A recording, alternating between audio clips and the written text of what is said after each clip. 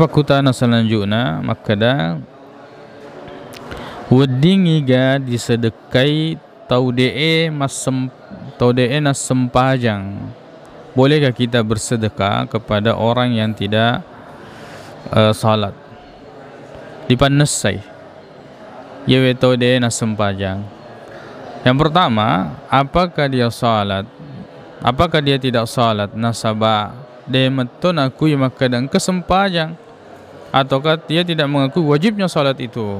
Dia mengingkari salat, ya. Jadi dia mengingkari salat. Maka orang seperti ini nasuri agama selengenge tidak boleh kita berikan zakat atau sedekah terhadapnya. Dan disedekah.